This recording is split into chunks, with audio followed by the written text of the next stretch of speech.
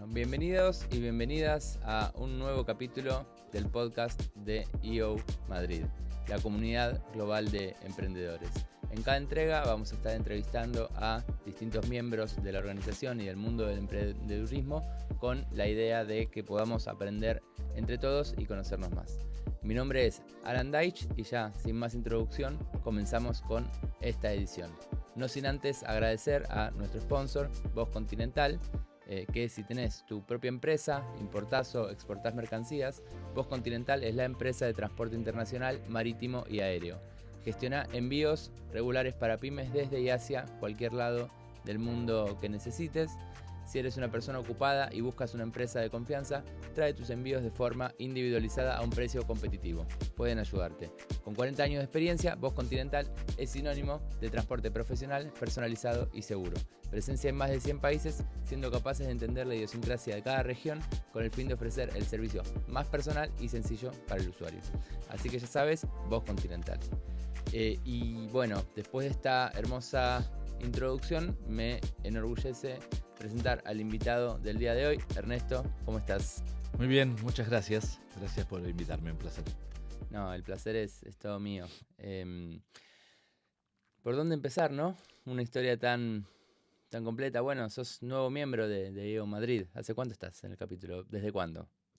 Claro, ya no tan nuevo, voy a cumplir un año.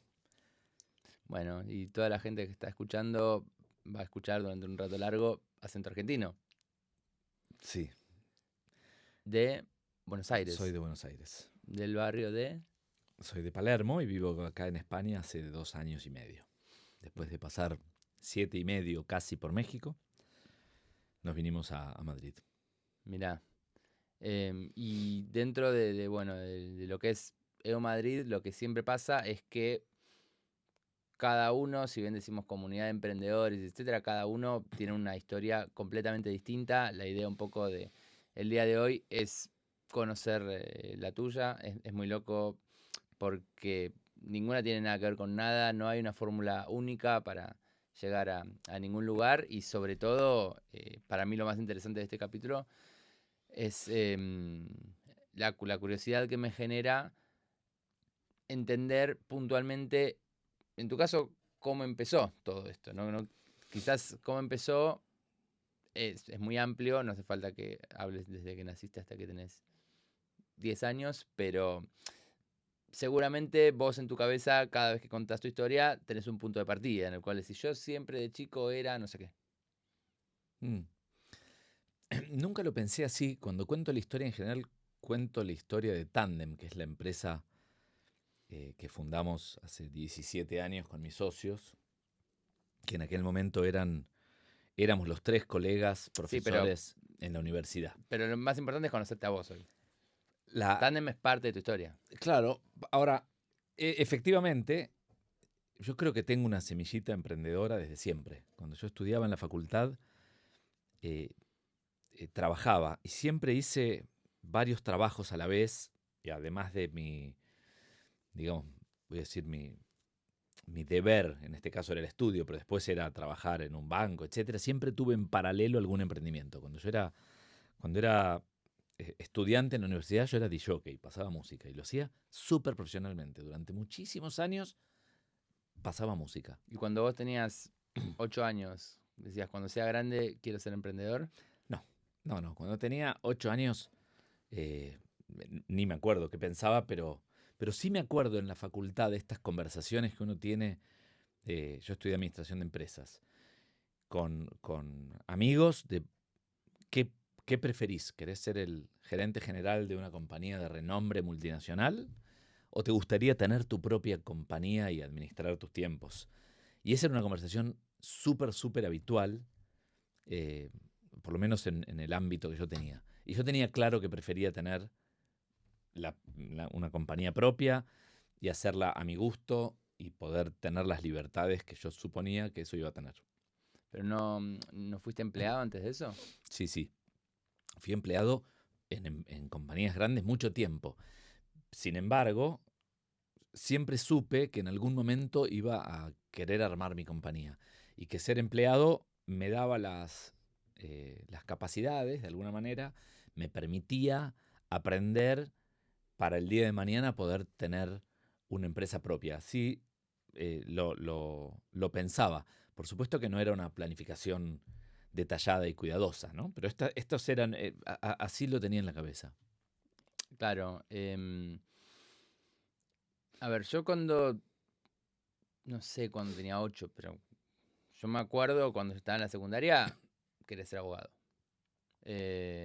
Y me interesaba ese mundo. Después pasé por querer ser actuario, no sé. Fui por otros caminos, ¿no? No es que dije, bueno, quiero emprender. De hecho, no sé si alguna vez dije quiero emprender.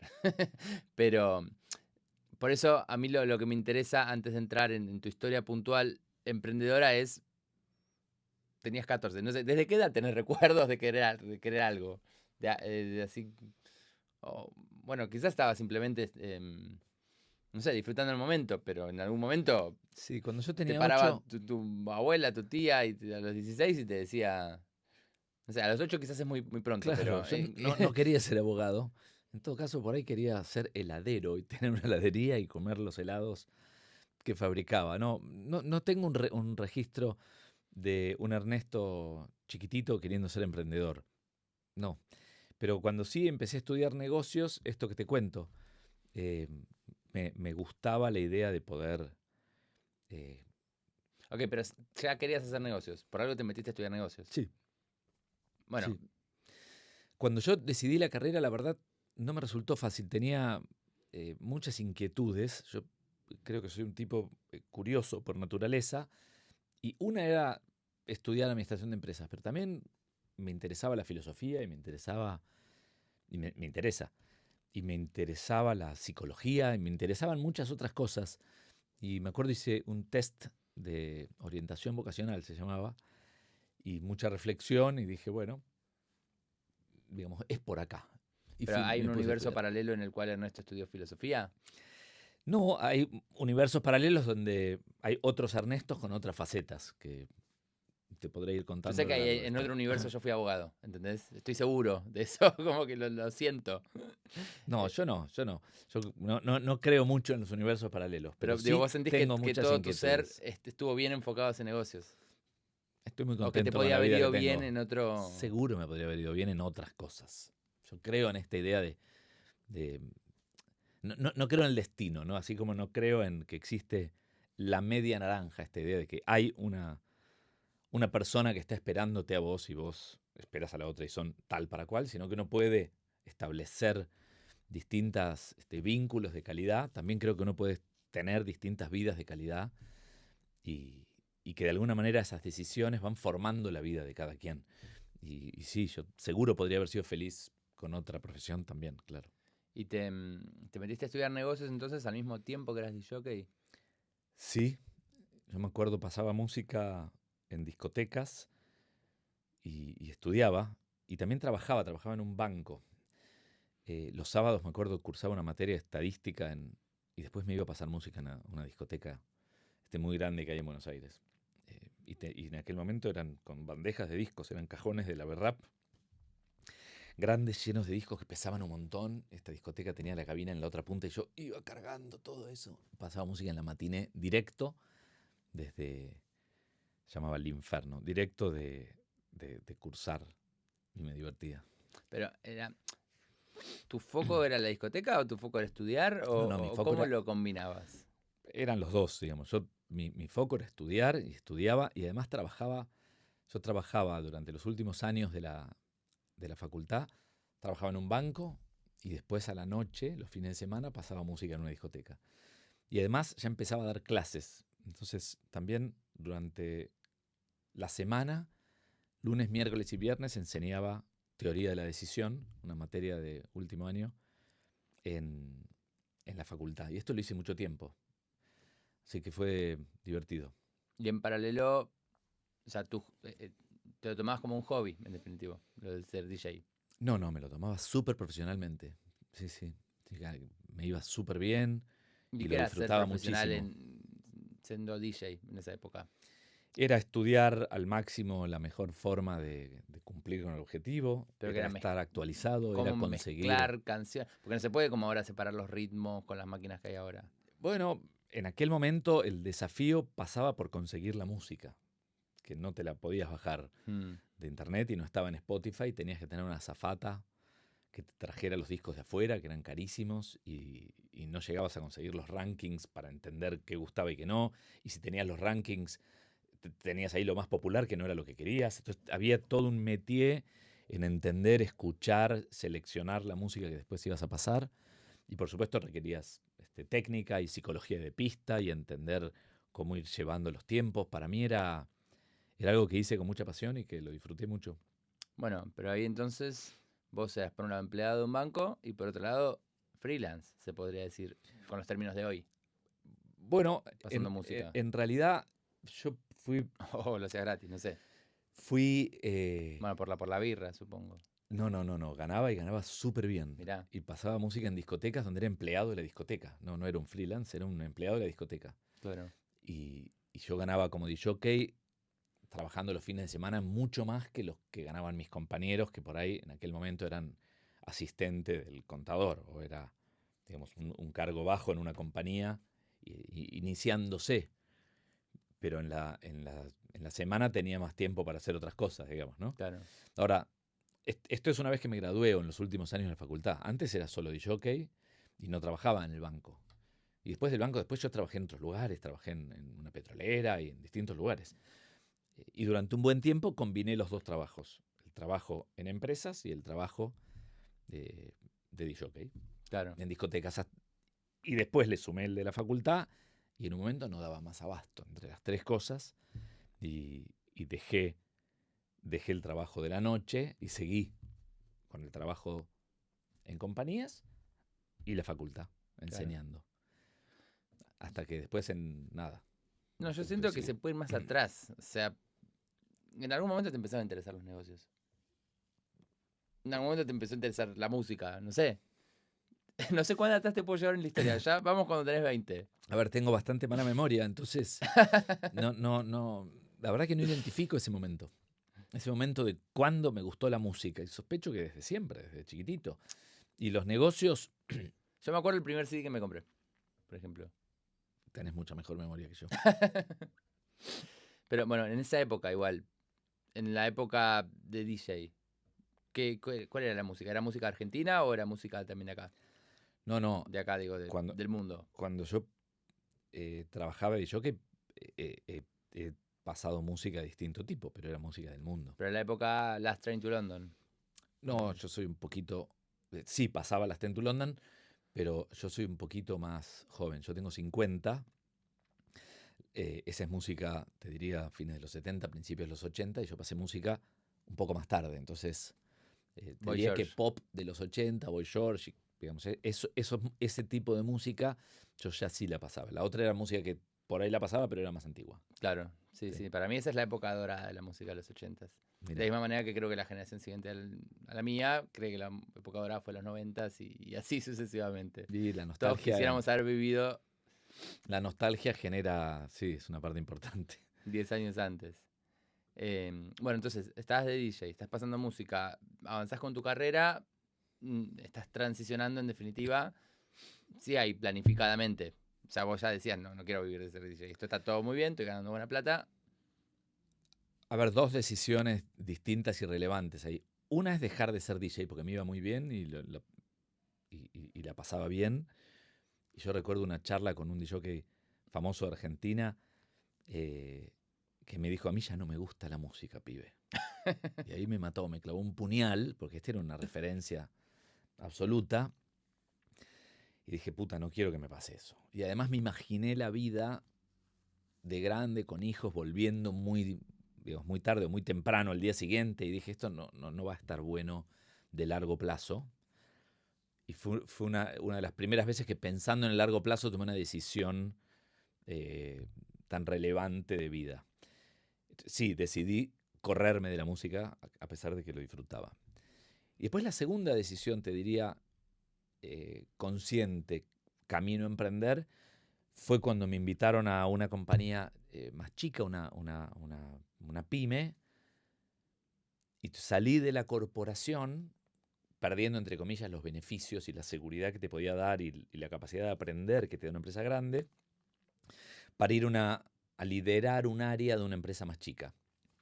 Y de alguna manera yo lo vivía como que estaba emprendiendo, pero con dinero de otro. Claro. O que me estaban dejando jugar, que me daban un terreno para poder hacer un poco a mi manera, por supuesto guiado por los dueños y por gente que estaba en esa empresa, que sería una empresa de 100, ciento y tantas personas, pero que eso me formó y me preparó para poder después animarme a poder armar una compañía por mi cuenta. Y como empleado del banco, ¿eras buen empleado o te sentías medio sapo de otro pozo? No, me sentía cómodo. Yo creo que hice una carrera normal en empresas, ¿no? Yo trabajé en una FJP.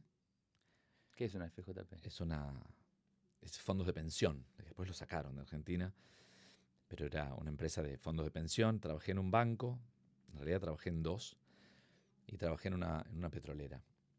Yo creo que era bueno, ponía lo mejor de mí en todo lo que tenía para hacer. Y lo disfrutaba, aprendía. He tenido momentos de no entender la burocracia, me acuerdo, yo entré como joven profesional en una empresa y el que era mi jefe, o la que era mi jefe, a las 2 semanas la despiden y yo me quedo como que no tenía jefe. Claro. Y no hacía nada y tenía que leer papeles. Entonces me acuerdo perfecto que yo llegaba tarde a la mañana y un día me agarró otro de los jefes, me llamó y me dijo, mira, tenés que llegar temprano. Le dije, que no tengo nada que hacer.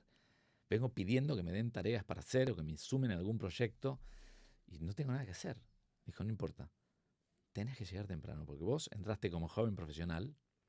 Toda la gente que está acá en este piso sabe que entraste como joven profesional, que pasaste una selección. También sabe que ganas más que otros porque estás dentro de este programa y te ven llegar tarde. Y ellos se sienten mal. Así que tenés que llegar temprano. Un aprendizaje espectacular. ¿Y qué te generó?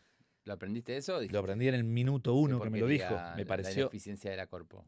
las dos, pero aprendí una buena lección. Yo estaba pensándolo desde mis propios zapatos y él me dio una mirada más amplia. Che, mira, todo lo que haces, la gente te está mirando. Interesantísimo. Sí, por supuesto que ir y no tener nada que hacer en el trabajo no daba una buena sensación, era algo incómodo y feo, pero es algo que todos hemos tenido. Claro, pero a la vez, alguna vez. Supongo que después como emprendedor, en términos de liderazgo, siempre tenés gente que te está mirando, tenés todo un equipo y lo que haces y lo que dejas de hacer repercute en el resto. Sí, totalmente. Sí, totalmente. Entonces, porque hablaste de varias cosas a la vez, hablaste de banco, fondo de pensión, petrolera. Sí. ¿Cuál es el orden cronológico de todo eso?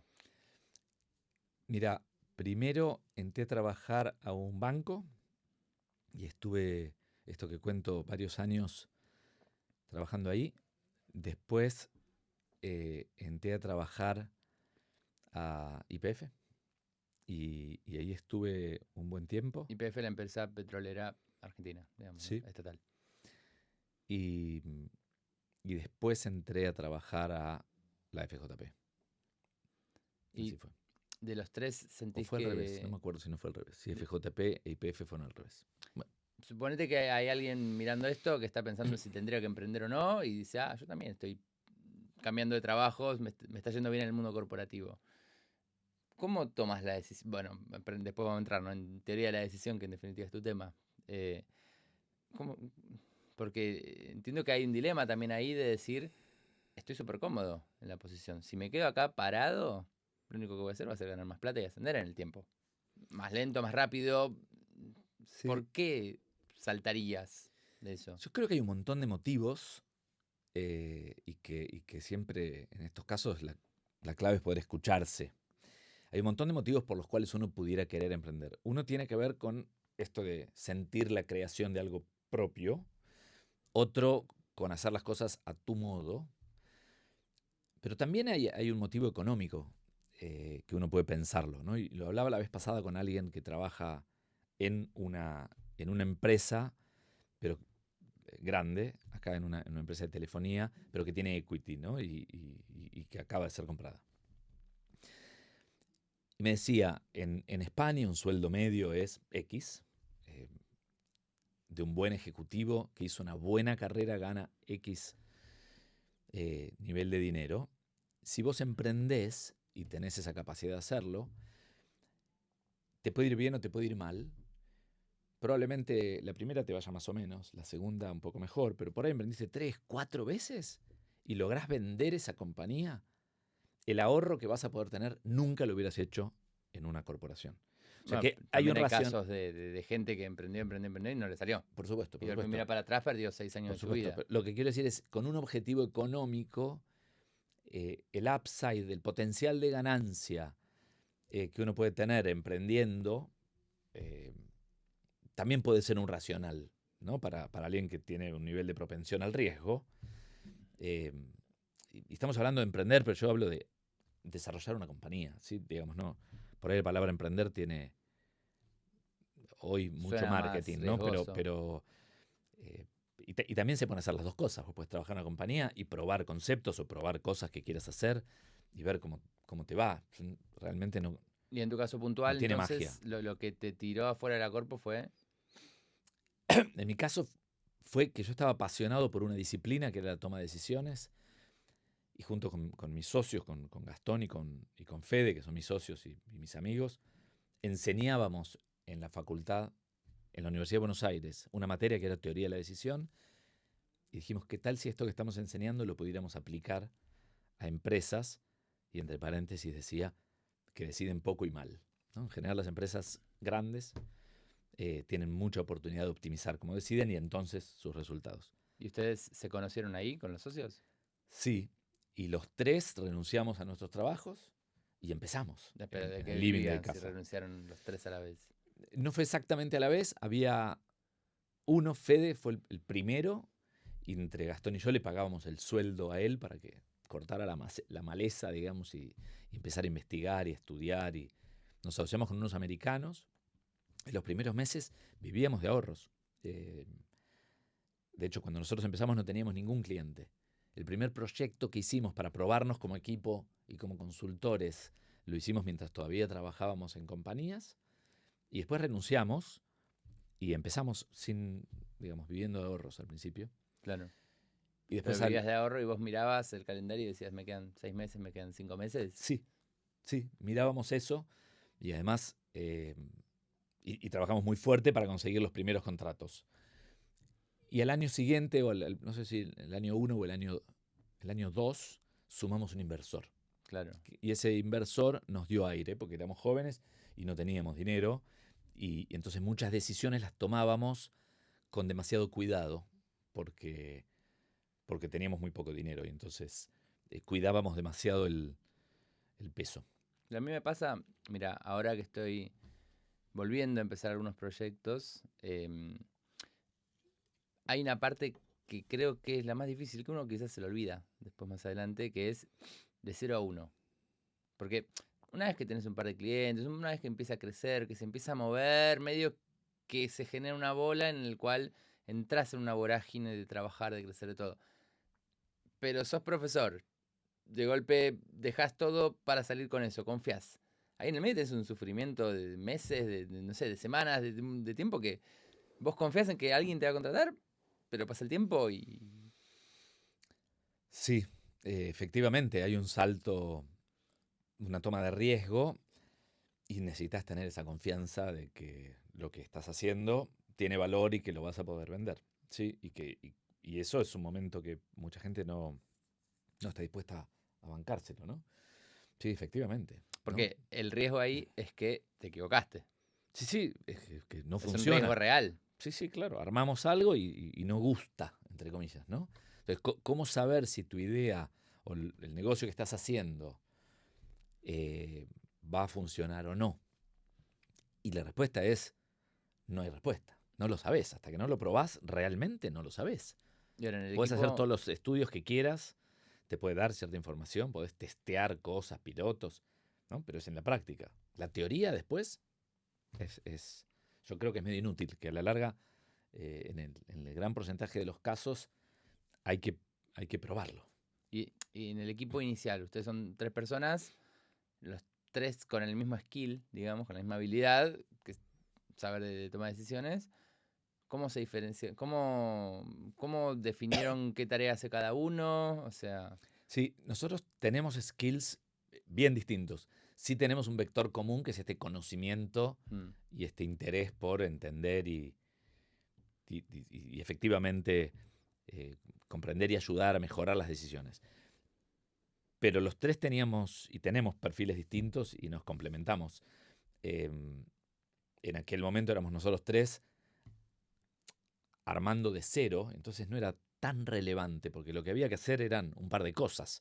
En aquel momento lo que queríamos era, digamos, definir la oferta y conseguir clientes. No hay mucho más cuando uno empieza. Y probar cómo funciona y claro, pero redefinir la quizás uno oferta. era el que vendía, otro era el que definía la oferta. En aquel momento los tres estábamos medio en todo. Claro.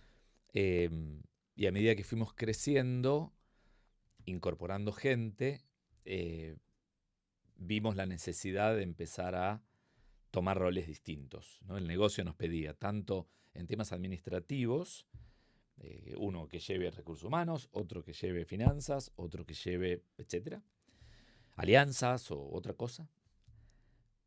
Y luego dentro de las prácticas, especialización de quién se especializa en temas, en industrias, en petróleo, quién se especializa en consumo masivo, quién se especializa en banca, y luego en distintos servicios. Nosotros tenemos distintos servicios, entonces quién se especializa en cada uno. ¿Y se equivocaron al principio? Nos equivocamos al principio y al final. Nos equivocamos en muchas cosas todo Pero el vos tiempo. mirás al principio y decís, este cliente que le dimos cualquier cosa, o ¿en qué se equivocaron al principio? Porque al principio yo creo que uno comete quizás los errores más gruesos y los que corrige más rápido, porque tenés menos esa estructura, más fácil corregirlos. Mm, em, yo creo que Puedes decir que no, puedes decir, no, desde el principio nuestra oferta estaba bien y la fuimos afinando. fuimos afinando la oferta. Nosotros cuando arrancamos trabajamos, empezamos con una oferta muy volcada a la industria de energía, oil and gas, y ayudábamos a tomar decisiones, cosa que seguimos haciendo, complejas, ¿no? En petróleo las decisiones de inversión, de exploración y producción son decisiones de mucho dinero y de muy alto nivel de incertidumbre. Y entonces optimizarlas un poquitito repaga muy rápido y repaga la consultoría muy rápido.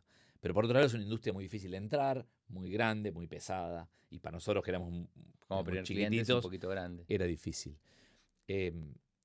Y también empezamos en aquel momento con un negocio que era más cercano a nuestro, que era un negocio de formación, de desarrollo de capacidades. Y eso lo hicimos mucho tiempo. Y yo creo que nos equivocamos en algunas cuestiones de pensar más de corto plazo que de largo. Me parece que si nosotros hubiéramos invertido en desarrollar ciertos activos temprano, esto nos hubiera servido después. Creo que en la estrategia con los clientes nos equivocamos y después la fuimos cambiando. Nosotros al principio íbamos a capturar muchos clientes, por ahí de tickets más chiquititos, y después aprendimos que era mejor tener una estrategia de intimidad y poder tener menos clientes, pero más profundos, que confíen más en nosotros, y entonces poder con eso desarrollar vínculos más estrechos, porque cuando el cliente más confía, más se abre y más lo puedes ayudar. Bueno, una serie de cosas, nos equivocamos todo el tiempo. Bueno, son cambios de foco, digamos, Sí, que fueron haciendo a medida que avanzaron. sí. Entonces, están los tres, consiguen sus primeros clientes. De ahí consiguen su primer inversor. Uh-huh. El primer inversor, porque en consultoría, sobre todo si ustedes no tienen sueldo, con la plata que tienen van armando equipo. ¿Para qué necesitaban inversión? Dos cosas. Uno, porque necesitábamos animarnos a poder contratar, invertir más sueltos, como te Mm, decía. Y dos, nosotros necesitábamos tener un sueldo. Y nosotros nos pusimos un sueldo y desde ese momento cobramos un sueldo siempre. Hoy la estructura, a diferencia de otra gente, de otros emprendedores o empresarios, nosotros siempre cobramos un sueldo. claro. Después, además, si hay utilidades a fin de año se reparten entre los accionistas, digamos, pero siempre cobramos un sueldo. Al principio estaba ese sueldo muy subvencionado, era por debajo de lo que cobraríamos en el mercado, eh, porque era nuestra apuesta también, y después de alguna manera se fue llevando un sueldo más parecido a un sueldo de mercado. No, ¿y la pegaron con el precio al principio en los clientes o tenían miedo y empezaron cobrando poquito?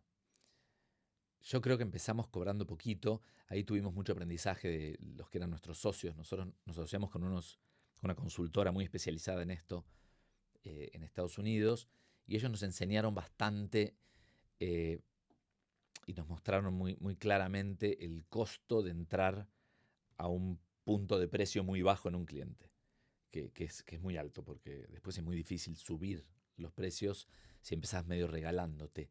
Pero sin embargo, yo sí creo que empezamos también cobrando bajo.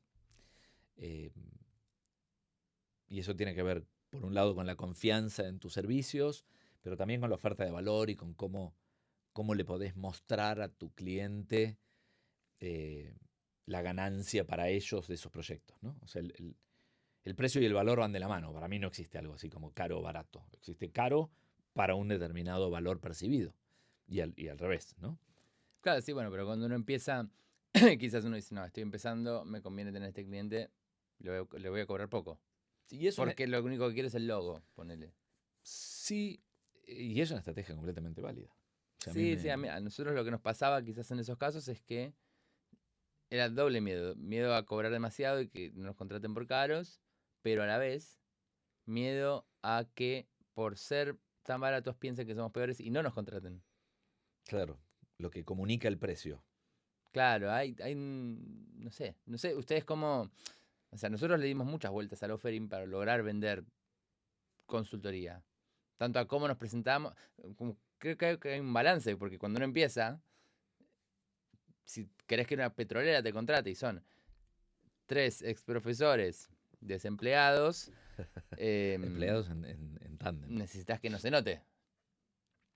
Nosotros, Porque es una empresa grande y no quiere arriesgarse a contratar a los chicos nuevos. hay una frase en inglés que dice, you gotta fake it until you make it. Nosotros eh, no lo no lo engañábamos, pero sí poníamos todos los logos de nuestro socio americano. Y entonces... Ok, o sea, salieron del ciclo en el cual nadie te contrata porque no tenés clientes y no tenés clientes porque nadie te contrata. nosotros mostrábamos todos los Mostrando clientes de eso. nuestros socios. Hicimos, ¿querés hablar con el que hizo este proyecto para Chevron o para Exxon? ¿Cómo no? Y lo poníamos en el teléfono al gringo que hablaba, no sé, me acuerdo, íbamos a Petrobras o empresas muy grandes y teníamos ahí la araña. En aquel momento no era común las videoconferencias, eran muy especiales, digamos, ¿no? Tenías una reunión muy importante porque no había tantos de esos equipos. Claro. Y los poníamos en el teléfono y estaban los gringos hablando y contando lo que habían hecho en otras. Y esto nos ayudó, por supuesto. ¿Y cómo convencieron a los gringos? Nos fuimos a Houston, después vinieron ellos o fueron a Argentina y pegamos onda. A ver, es un nicho muy particular. No somos un montón de jugadores. Y ellos también habían empezado como académicos y tuvimos mucha afinidad. El plan, ellos estaban en Estados Unidos y estaban en Europa, pero no en América Latina. Entonces también les resultaba muy complementaria nuestra oferta y su footprint crecía junto con nosotros. Entonces les venía muy bien. Ellos no tenían que poner dinero. O sea, no era tampoco tan difícil de convencerlos porque no había mucho para perder de su lado.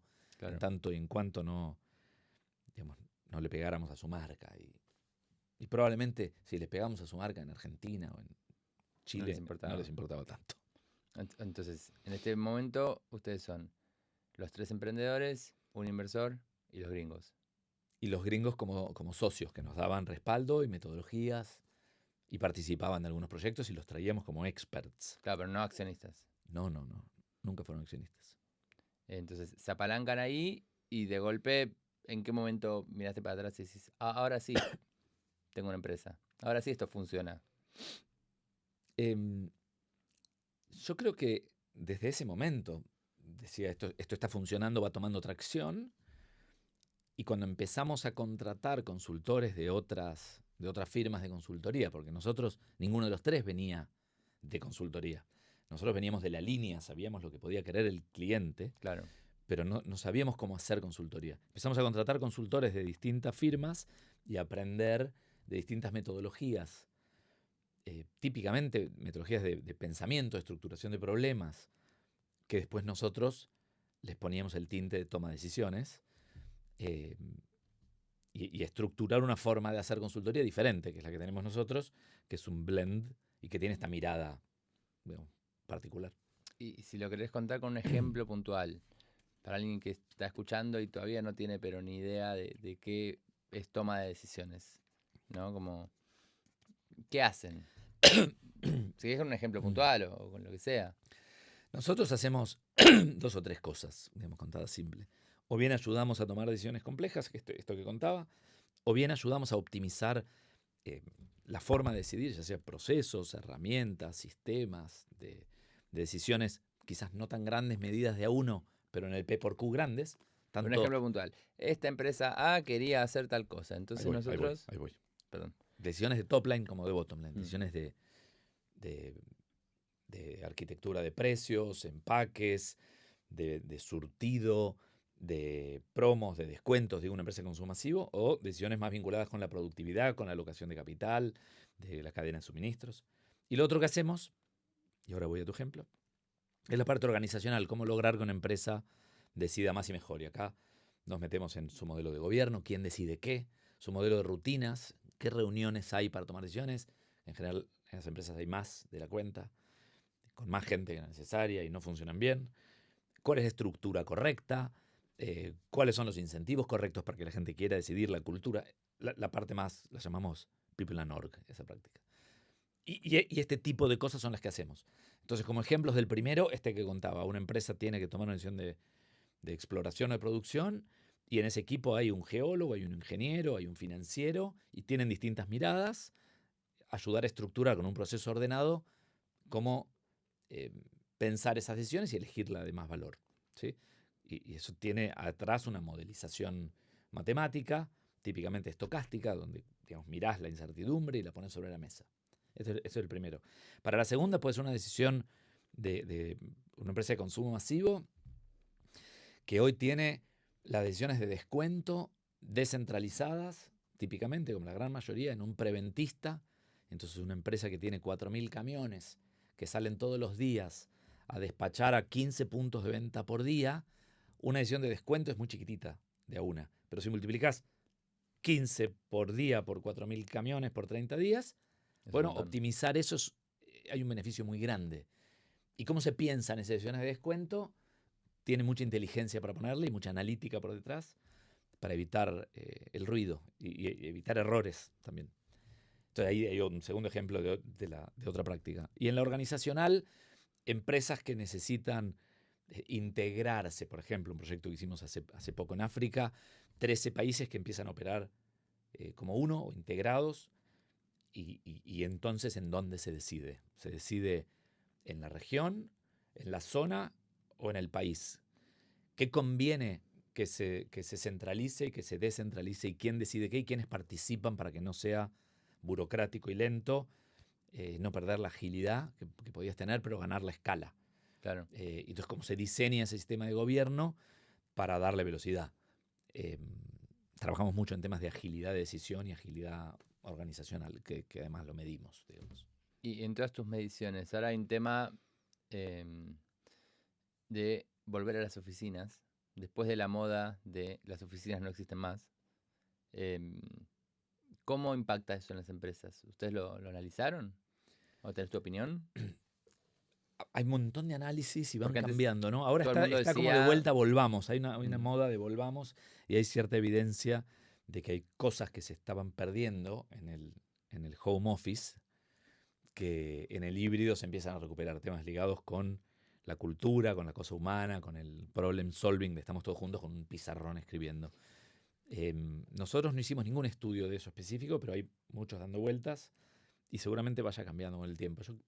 Mi opinión personal, pero es que depende de los equipos, depende de las industrias, depende mucho de la cultura de las compañías, que no hay una receta para todos, y que probablemente si la oficina tiene propósitos y hay un para qué voy a la oficina, la gente va gustosa, ¿no? Y si cuando vas a la oficina te vas a meter en un call con alguien que está en otro lado, y pierde sentido.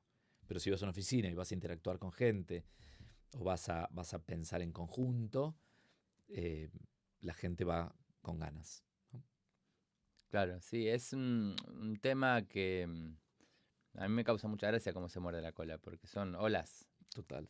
Son olas y en definitiva el fondo es eso. en la Facultad de Económicas a mí me enseñaron eso. Hay un chiste, no sé si lo viste, que una persona le dan un papel, le escribe depende, le dan otro papel, escribe depende, le dan otro papel, escribe depende, y la siguiente escena de la viñeta es ya sentado recibiéndose de economista.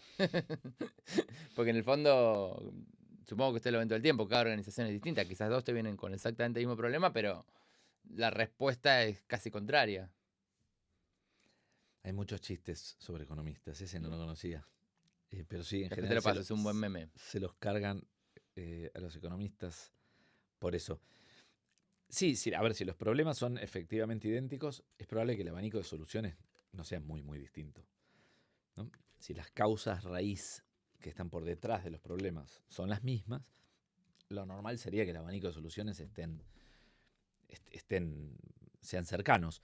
Pero efectivamente podría pasar que parezcan problemas muy similares, que aparentemente al final de todo el síntoma observable sea igual, pero que cuando, digamos, vas a desmenuzar las causas sean otros, los entornos sean otros, y haya muchas fuerzas que son bien distintas, y entonces efectivamente es lo que hacemos los consultores, tratar de profundizar, entender, para trabajar junto con los clientes en soluciones que les sirvan a ellos.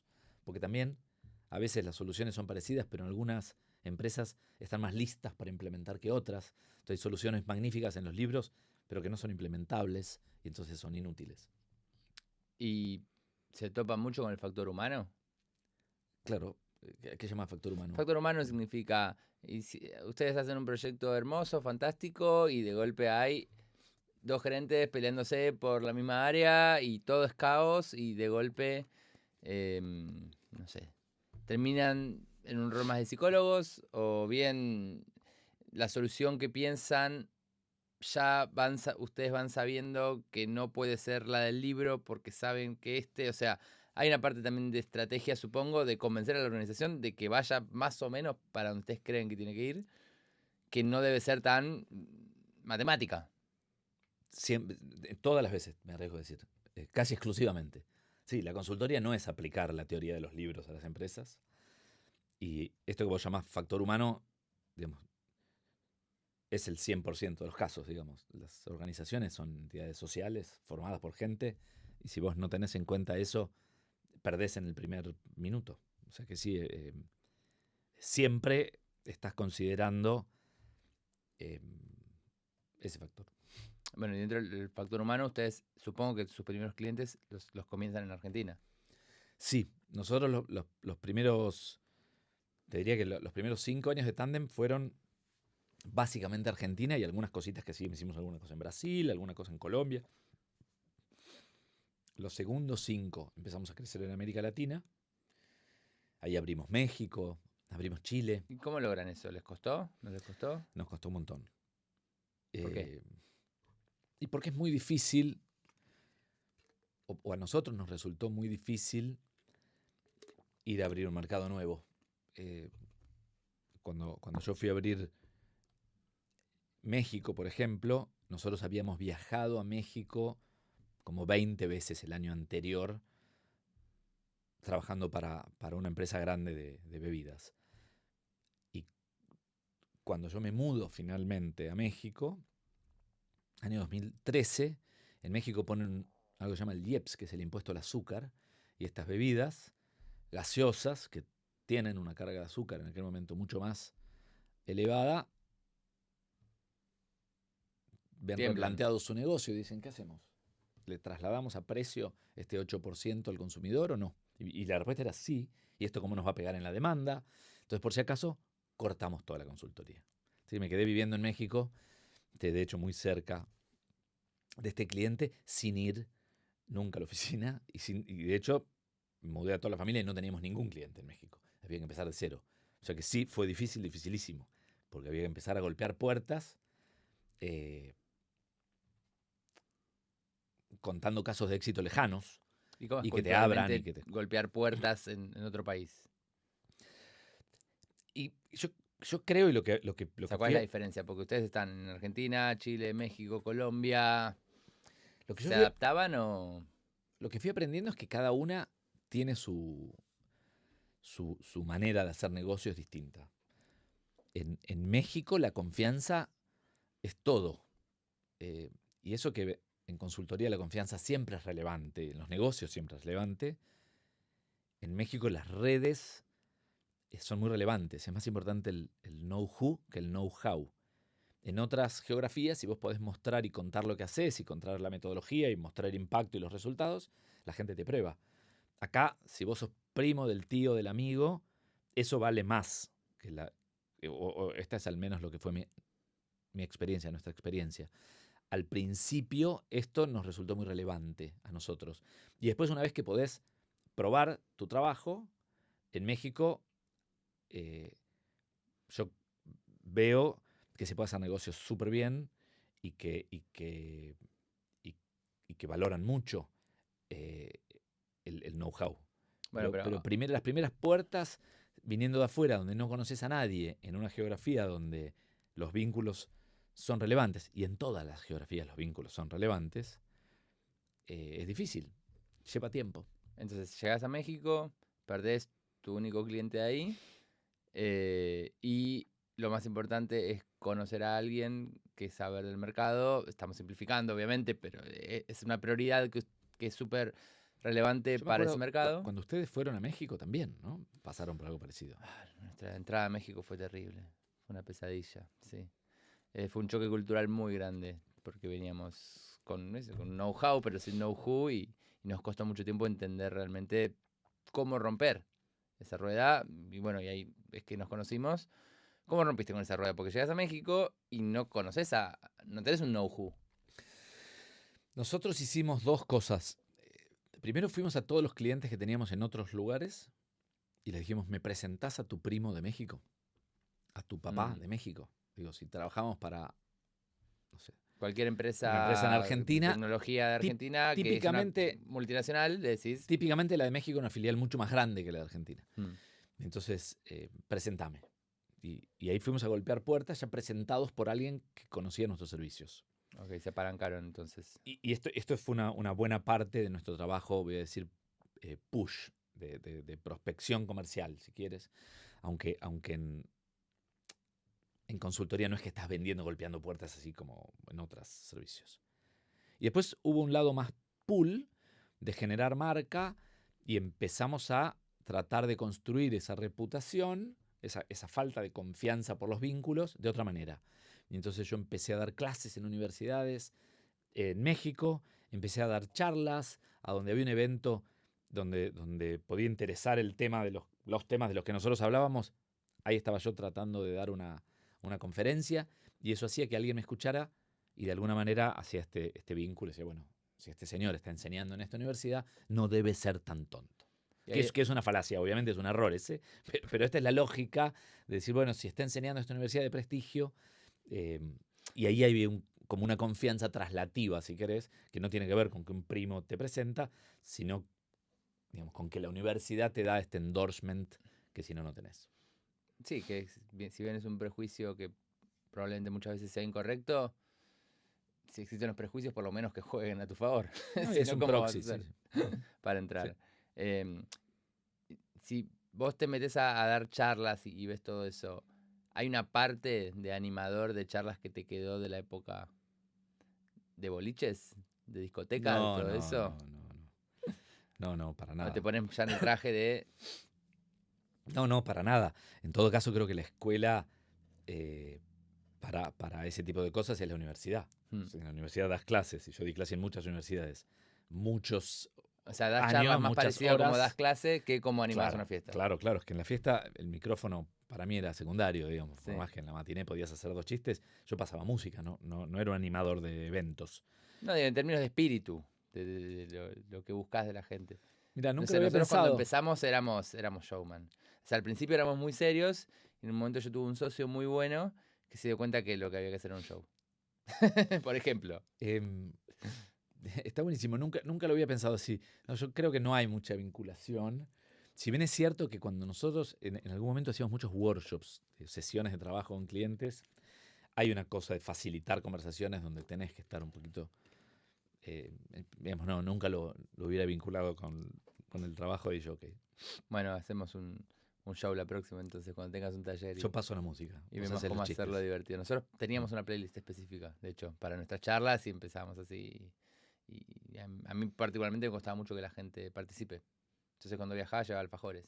Y el primero que respondía a la pregunta le tiraba un alfajor y a partir de ahí todos levantaban la mano, no sé, como que Mirá, hubo un se tema llama de... soborno eso. Sí, exactamente, soborno. Después ahí tuvo un problema legal. No, ningún problema legal, pero como que había una parte de la gente que me viene a escuchar, no sé si te pasó, pero dando charlas, sobre todo para corpo, nosotros por lo menos un problema que veíamos es, si hay 50 personas en un auditorio que nos vienen a escuchar, hay 10 a las que les súper interesa lo que voy a decir, hay 40 que las mandó el trabajo y necesito que por lo menos no hablen arriba. Máximo que la pasen bien y aprendan y les guste. Mínimo que no hablen arriba y eso, no sé, bueno, quizás vos lo tenías más incorporado porque ya venías siendo profesor, pero es distinto en una universidad en donde la gente va a estudiar que en una charla de trabajo a la que te tiran.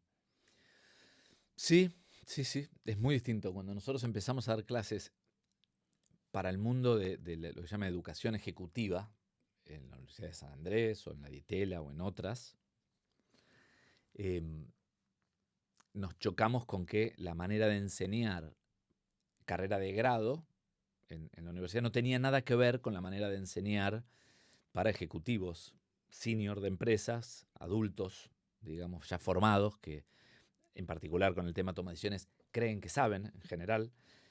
Nadie detecta la necesidad de optimizar o de mejorar esa capacidad. Todos creemos que sabemos. Y era muy distinto.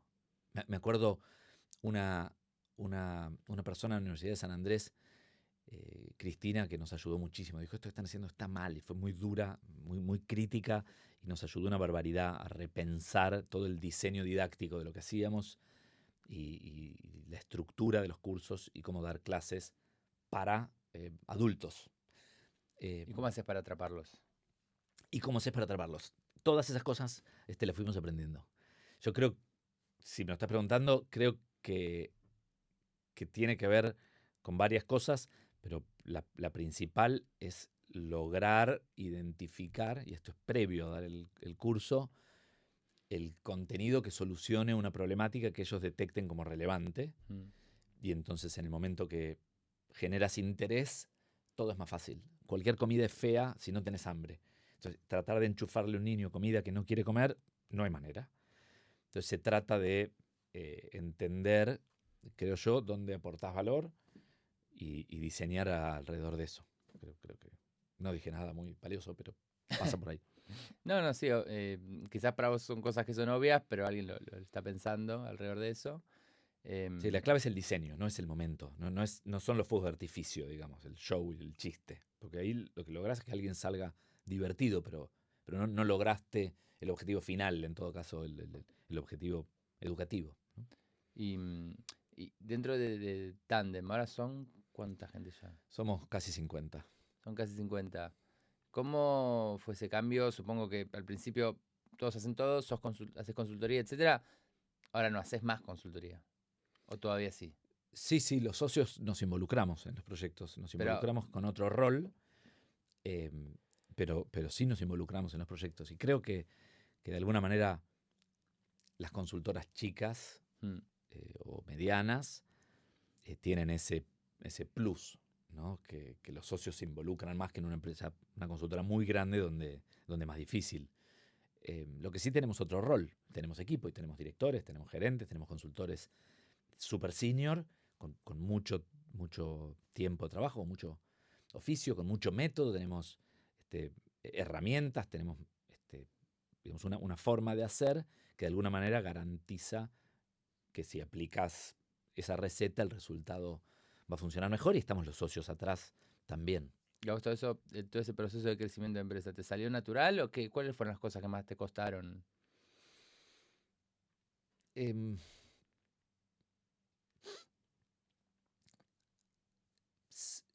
sí, no sé si es decir que fue natural, pero nosotros fuimos creciendo bastante de a poco. Nosotros no somos una de estas startups que crecen para ser vendidas o que las alimentan, les inyectan mucho dinero y lo que quieren es lograr ciertas métricas. Nosotros fuimos creciendo bastante bastante de a poco. En algún momento quisimos crecer un poco más rápido, pero hemos aprendido que no podés acelerarlo mucho. Digamos, si vos contratas muchos más consultores que proyectos, esos consultores se aburren y se van si no tienen proyecto. Y por otro lado, si vos tenés demasiados proyectos y no tenés equipo, no los podés tomar. O sea que esto se regula y hay un arte o una ciencia, si querés, en la planificación de cómo oferta y demanda, digamos, de cómo balancear eso para tener un buen nivel de ocupación, que es el ratio en servicios profesionales que vos querés tener, es a la gente ocupada, es tu materia prima, y es lo que todos queremos, es estar ocupados billable hours con clientes, y cómo ir llevándolo. Entonces, diría, no sé si natural es la palabra, pero fue bastante prolijo en el último tiempo, Claro. cuando empezamos a crecer y creo que en la pandemia, un poco antes, pero empezamos a trabajar más afuera de América. Hoy el negocio de Tandem está casi, arriesgo a decir, más fuera de América que dentro de América. Se aceleró un poco porque empezaron a hacer proyectos remotos mucho, cosa que antes los consultores por algún motivo hacíamos menos. Nos pagaban un ticket de avión para ir una semana y volver. Sí. Mucho. Hoy se hace menos. Parte de ese trabajo se puede hacer remoto y funciona bien. Entonces ahí crecimos más acelerado, invirtiendo más y creciendo más.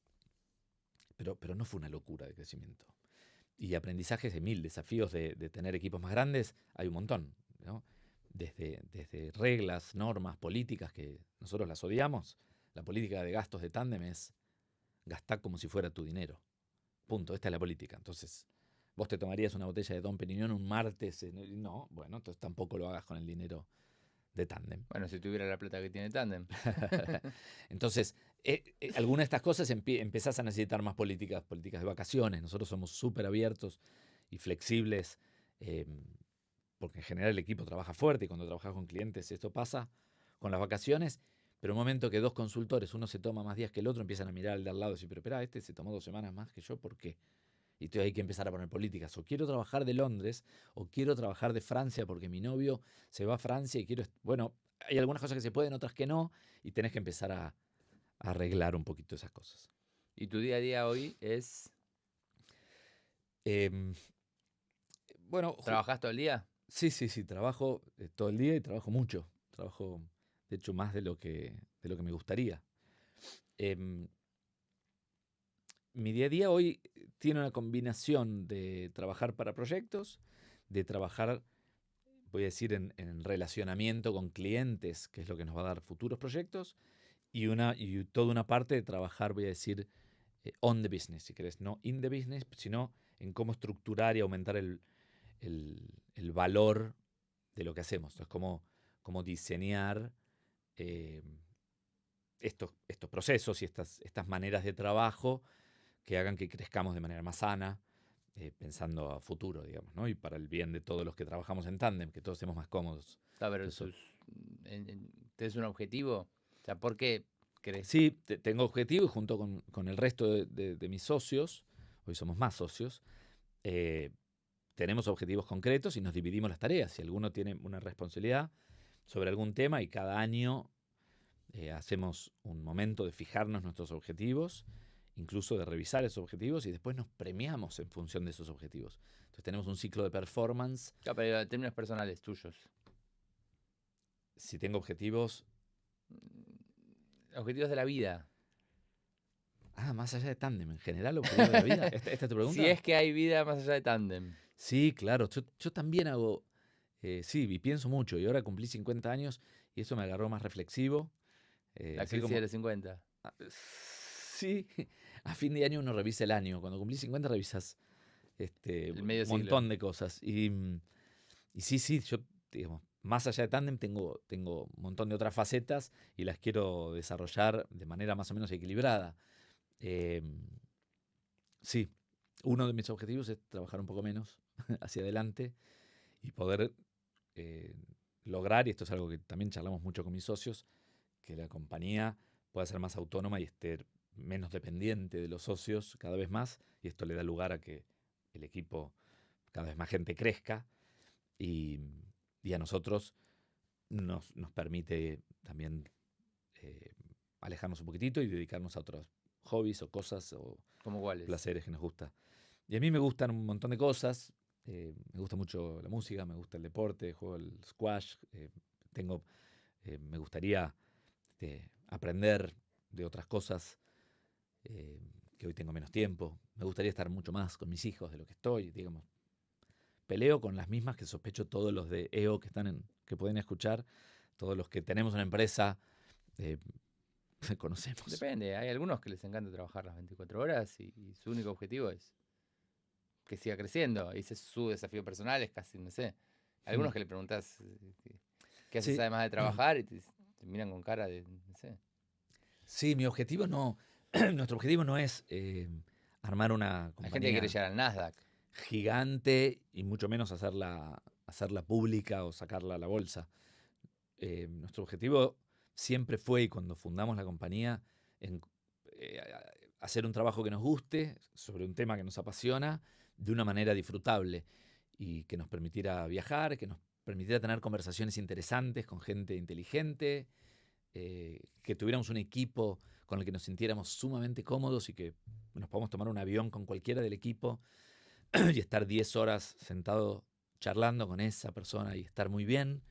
Y somos más del equipo de tener algo que lo disfrutemos y que nos guste y por supuesto que sea rentable, que de armar la mega empresa y dejar todo por eso. ¿Y te dedicarías a la música que a componer o a...? No es que me dedicaría, pero me gustaría aprender instrumentos, me gustaría hacer ¿Cuál? otras cosas con más tiempo. Me gustaría aprender a tocar el piano. El piano. Pero algo tenés que saber. No, muy poquito. No. Mi hijo toca el piano, toca muy bien, pero yo no toco nada. Mira, ¿cuántos años tiene? Facu tiene 11, mi hijo mayor toca el piano. Mirá, qué bueno el piano, sí. Yo tocaba la guitarra cuando era más chico. Y el piano tiene su magia, porque del piano hoy, con los sintetizadores, con toda esa magia, medio que uno puede generar cualquier sonido. No es tan Es clásico cierto. como lo que era antes. Para mí está bueno tener una conexión con la sensibilidad que te da la música. ¿No? Me parece que es una parte ¿Esa es tu arte? importante en la vida, ¿no? La música me conecta, sí, muchísimo. Sí. A mí me gusta mucho la magia. Yo estudié magia de chico y me gusta la prestidigitación. El arte en general me gusta. Ah, era el Eh, momento para hacer magia acá. Lo siento. Para la No lo próxima. planificamos. Sí, sí. Sí, pero bueno, lo disfruto. Y dentro entonces de todas las cosas que tenés hoy como objetivo, dato no menor, después de conquistar México, decís otra vez más cambiar de cultura. Sí, conquistar es una palabra fuerte, te diría. Es imposible conquistar México, Descubrir pero México. sí pudimos desarrollar un negocio y construir una red de clientes que confían en nosotros y siguen haciéndolo. ¿Y ahora en España tu Tenemos objetivo un es buen el mismo equipo. acá? Mi objetivo sí es desarrollar la oficina de Europa. Empezamos a trabajar en Europa. Yo me mudé acá para desarrollar la oficina de Europa y desde acá también trabajamos digamos, por un tema de zona horaria, trabajamos para África, ahora estamos trabajando para India, que desde acá son 4 horas y media, digamos, de diferencia, desde Argentina muchísimo más. Pero sí, digamos, el objetivo también es hacerlo crecer en Europa. ¿Sí? Hoy estamos creciendo en Asia y nos gustaría y estamos trabajando para desarrollar acá. ¿Sí? De hecho, estamos buscando un socio ahora español para que nos ayude a desarrollar el mercado acá en España. Mirá, no sé ni cuánto tiempo vamos, llevamos un rato largo, mirá, de conversación. Entonces, te mudaste a España. ¿Por qué? Dos motivos. Uno, queríamos desarrollar el mercado europeo. Y dos, nos gustaba como destino para vivir. Perdón, que nuestros hijos tuvieran la experiencia de vivir en Europa y nosotros vivir en Europa un tiempo. Y Madrid nos parecía el destino ideal. Además, del lado de mi mamá, yo tengo un montón de familia españoles y tenía amigos en un país que nos encanta, siempre nos gustó, que se come muy rico. Así que estábamos muy entusiasmados. Está lindo, está lindo. Y no evaluaron otra ciudad. ¿Por qué Madrid? Sí, evaluamos Barcelona también, pero en el momento que tomamos la decisión, como hub de negocios, Madrid era más potente. em, y finalmente decidimos hacerlo acá. Em, sí. Y puntualmente, bueno, nada, después de llegar acá, conociste EO. ¿Qué, ¿Cómo fue tu experiencia? ¿O cómo es? Es muy buena. Yo había escuchado de EO por distintos lugares y, y la verdad que para alguien que se muda solo a un país y que no tiene una red acá y para hacer desarrollar o hacer crecer un negocio de cero en una cultura nueva, esto que contaba que es difícil y que hay que aprender, a mí EO me ayudó mucho a conocer y aprender, conectando con gente, a pensar desafíos de negocio. Y además EO, yo siento que nos ayuda en desafíos más de vida que de negocio, ¿no? Estos problemas de los que venimos hablando, que tenemos quienes trabajamos una compañía y le ponemos muchas horas y mucha pasión y tenemos que arbitrar muchas prioridades en simultáneo, son problemas de los que charlamos en EO y que tener un grupo de pares, de amigos con los que charlarlo, agrega mucho valor. ¿Qué es lo que más te gusta o lo que más te sorprendió de EO? Yo creo que el espíritu o por lo menos lo que conozco de este capítulo, porque yo en la Argentina no estuve, yo empecé acá, el espíritu de la gente, la buena energía que tiene, la disposición a ayudar, a colaborar, a conectar, es espectacular. Y eso es algo que no está en los papeles, que no es evidente, porque cada uno tiene su propia agenda y probablemente todos trabajamos mucho y tenemos muchas cosas para hacer, pero la apertura para, para ayudarnos unos entre otros, es algo que está buenísimo y creo que es lo más relevante. Está bueno, está bueno. ¿Hay algún tema más del que quieras hablar? Ya pasamos por toda tu vida, tus hobbies, tu Eh, mudanza. no, sí, yo creo que no. La verdad es que, digamos, siento que de alguna manera esta conversación sobre, que me encanta hablar, nunca hago este revisionismo, digamos, de la vida y cómo fui tomando ciertas decisiones, están muy ligadas a mi profesión, ¿no? O sea, de alguna manera uno es la suma de las decisiones que va tomando.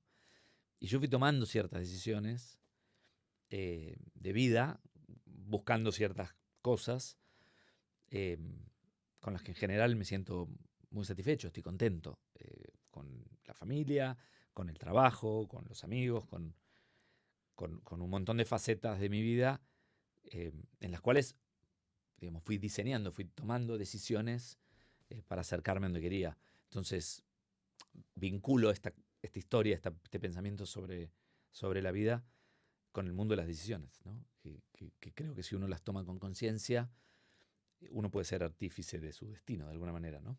Pero te encontrás en tu casa usando teoría de la decisión para cosas y te dicen, papá, basta con esto, o cosas así. No, las decisiones de vida se toman distintas que las decisiones de empresas, bien distintas. No armás una grilla enorme con No, probabilidades no hago eso.